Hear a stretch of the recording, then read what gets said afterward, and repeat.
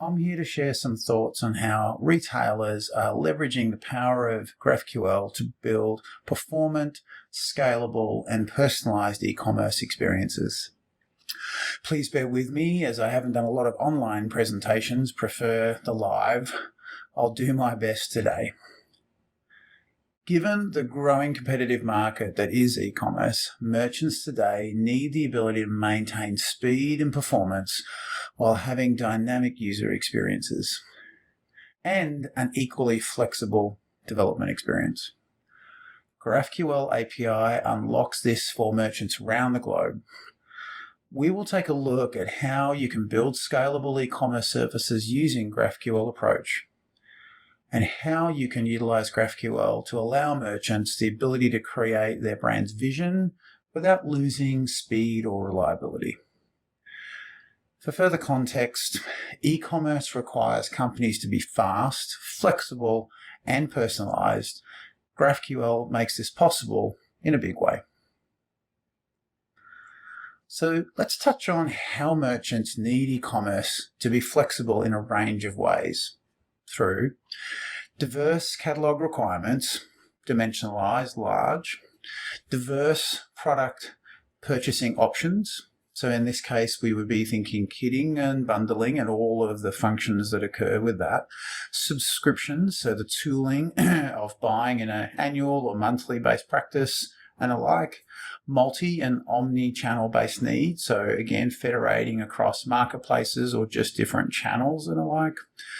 Diverse forms of data from different sources, and these sources could exist in data sets, whether they're custom data sets or sets that exist inside well-formed e-commerce environments, be it ERPs, PIMs, OMSs, and alike, or warehouse management as well. And personalized experiences as well. So we start talking about simple-based personalization all the way through to more complex-based personalization. So before we dive into the specific approach we're going to talk about today, let's touch on e-commerce in general. Now, I'm sure most, if not many, are likely familiar with e-commerce from a GraphQL perspective, but let's touch on it just to get a baseline. GraphQL enables a volume of the latest trends in e-commerce, one of those being composable commerce. And for composable commerce, it's typically seen as one or many back-end integrations to many front-end user experiences, many systems interacting with the commerce-based architecture. Lastly, data in a two-way API layer that can interact through GraphQL. This type of flexibility unlocks opportunities in many areas, like providing enhanced shopping experiences for consumers. So let's explore that concept of the shopping experience that our consumers are accessing today and likely will continue to experience, perhaps maybe more evolving in the future. And GraphQL powers a lot, or allows for a lot of front-end developers to be creative about how they leverage data. Additionally, how they can use the same endpoints and nodes to power across a range of different storefronts that are either native, mobile, headless, or custom. This then leads us to an efficient and optimized method to secure data, allowing for, again, e-commerce experience opportunities across the board and different relationships in servicing those. So how can we see that fit architecturally within an e-commerce model? Perhaps unlocking opportunities when you start to consider GraphQL as a function with an overall delivery stack, as you can see represented in the slide here. Perhaps even providing the overall framework or front-end power. As you can see from the slide, core e-commerce functions below, some GraphQL services as a middleware component, and then servicing the front-end native. So consider for a moment that GraphQL is your friendly logic aggregator, unified data, simplifying the development effort, and unlocking those front-end opportunities. Now that Commerce's level set is complete, let's take a look how GraphQL can be the back end for your front end, aka the BFF that Commerce needs. Yes, it's a comedic stretch, but thought it was worth a shot, right? So using this BFF, this back end as a front end, we can conceptualize an architecture in which GraphQL should or could sit under this presentation layer. Again, unifying the data coming from several disparate sources or services. In this case here, the logic layer should act as the business requirements and rules engine, and data that GraphQL services should be ready for consumption, providing several mechanisms or for front-end opportunities. Or another way of putting it, perhaps, a friend that goes out of their way to simplify your life. Isn't that a BFF? Okay, I'm probably taking it too far. So let's consider a buyer flow, one that I'm sure many watching this have probably experienced many times, but perhaps maybe in different context or in different types of experiences in yourself. Easy product discovery through effective product categorization, whether it's category tree or even structured trees. Again, they can be unified and sourced from different structures and environments.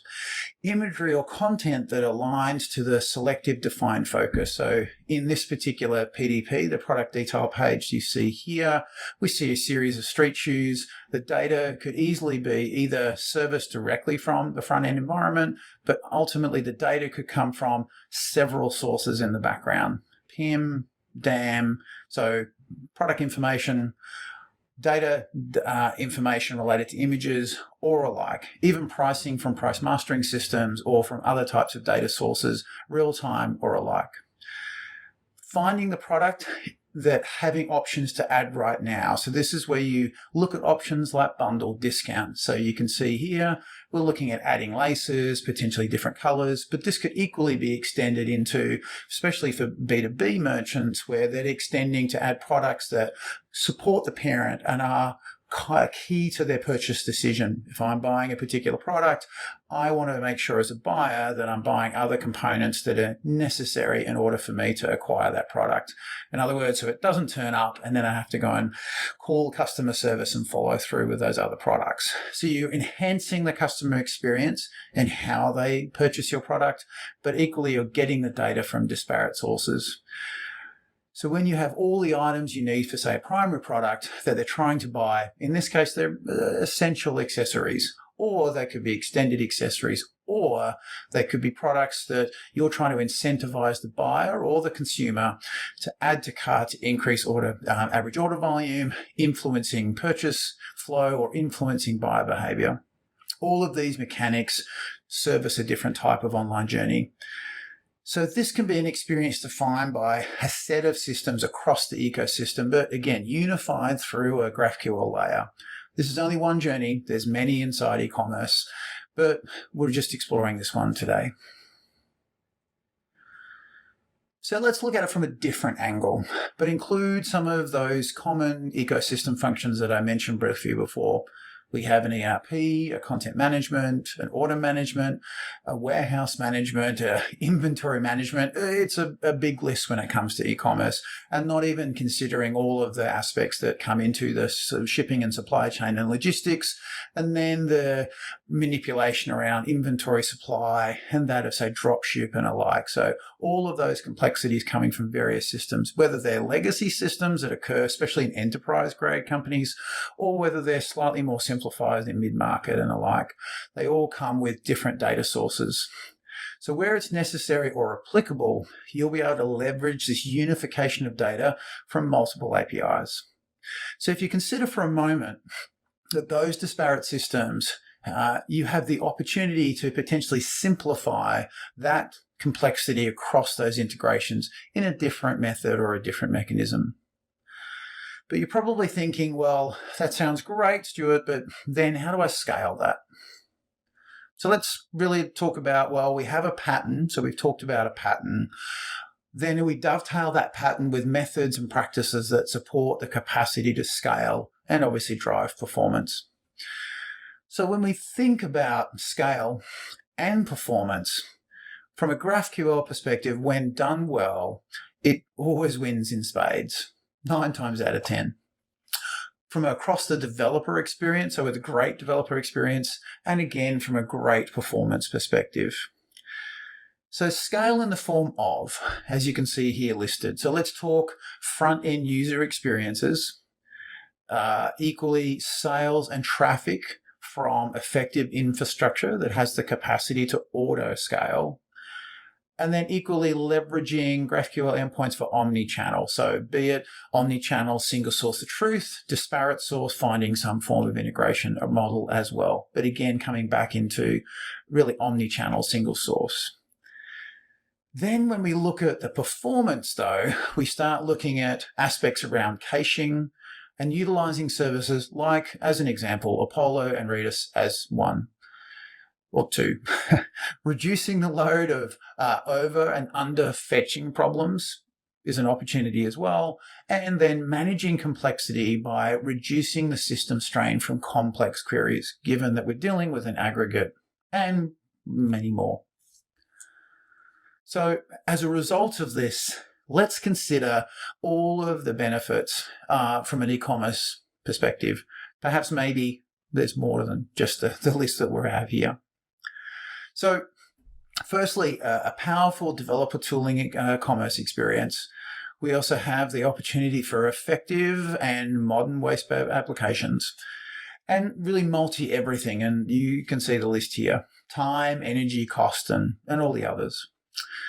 These alone could rapidly evolve any existing or new set of mechanisms that merchants can acquire or use to enhance the shopping experience from today into the future.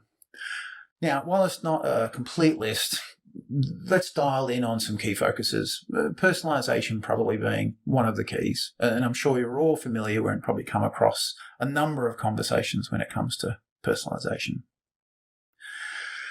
So you'll see that Bloomreach defines personalization as a process of delivering personal experiences, commerce sites by some keynotes here: dynamically showing content, product recommendations, I'm sure we've all seen before, specific offers based on previous actions, key, equally browser behavior, purchasing history, etc., and more importantly, that personal data, all coming potentially from a CRM, from a system of record that interacts with A/B testing and alike. So all of those mechanisms coming into a source. So with that in mind, GraphQL enhances what you could potentially do with personalization, making it faster, more efficient, including the queries of customers, the queries of segments, and other relevant data. Integrating all of those into some form of existing BFF endpoint, again, could enhance each of those particular opportunities for you. So this is just one item, and with some insights utilizing this GraphQL Commerce BFF approach. When you consider some of the opportunities that this approach could bring and unlock, shopping experiences could be dramatically enhanced in the future, and equally drive different types of experiences for customers, how they engage, how they facilitate a transaction, equally the way in which merchants actually reach out and touch a customer and get involved in their particular buying experience. It's all about trying to enhance that journey, give quality of search, quality of engagement, and quality of buyer purchasing flow. So as a buyer or a consumer comes into a site, it should not just enhance and enable them, but it also should be more simplified in how a merchant accesses those particular systems and services. We're all becoming decoupled. We're all becoming servicing different types of sources of truth. As a result of that, we can find mechanisms to solidify and simplify how we then drive that information to our consumers to allow them to purchase more dramatically in the future. So with that said, I'd like to thank you for your time and engagement and for bearing with me. Please reach out to any of the links that you see below, especially our developer community at developer.pickupcommerce.com, and reach out on our specific dev forum, for our Twitter feed to get insights into our developer experience. Thanks very much, and look forward to chatting again soon.